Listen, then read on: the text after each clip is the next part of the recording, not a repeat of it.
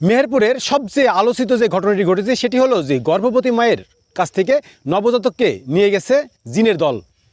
ঘটনাটি সামাজিক যোগাযোগ মাধ্যমে ছড়িয়ে পড়লে তা দ্রুত ভাইরাল হয় এবং এই সম্পর্কে জানার জন্য অসংখ্য মানুষ এখন পর্যন্ত অপেক্ষায় আছে যে প্রকৃত ঘটনাটা কী। প্রকৃত ঘটনা জানার জন্য গত 24 ঘন্টায় তথ্য অনুসন্ধান করেছে মিরর বিডি। নিজে শুনুন, অন্যকে শোনাতে ভিডিওটি শেয়ার করে আমাদের সাথেই থাকুন। তথ্য বলছে, বেশ কয়েক বছর আগে গাংনী উপজেলার তেঁতুলবাড়িয়া এলাকার সৌদি প্রবাসী মোকাদ্দেসের সাথে বিয়ে হয় একই উপজেলার নওদামঠপুরা গ্রামের আজমেরির। বিয়ের দীর্ঘ সময় পেরিয়ে গেলেও মা হতে পারেনি আজমেরি।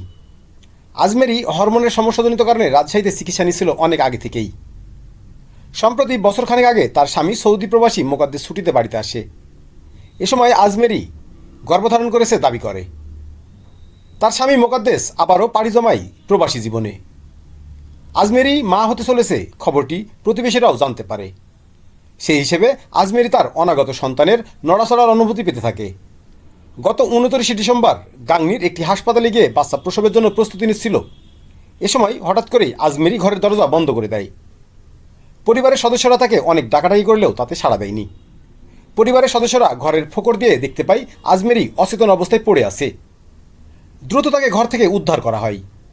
সেই সাথে তার হাতে বেশ কয়েকটি আঁচড়ের দাগও দেখা যায়। পরে নেওয়া হয় গাংনী রাজা ক্লিনিকে।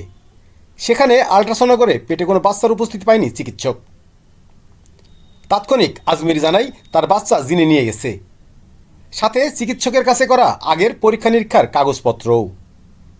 জিনে বাচ্চা নিয়েছে এমন খবর প্রচার হলে ভিড় বাড়তে থাকে তার বাড়িতে। খবর পেয়ে ঘটনাস্থল পরিদর্শন করেন গাংনী উপজেলা নির্বাহী অফিসার ও উপজেলা স্বাস্থ্য কমপ্লেক্সের আবাসিক মেডিকেল অফিসার।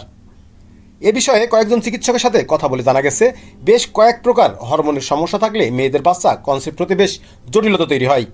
তবে এমন অনেক ঘটনাই ঘটছে, কোনো মা মনে করতে পারে সে গর্ভধারণ করেছে, পেটে বাচ্চা নড়াচড়া করছে, কিন্তু পরীক্ষা নিরীক্ষা করে বাচ্চার অস্তিত্ব পাওয়া যাচ্ছে না।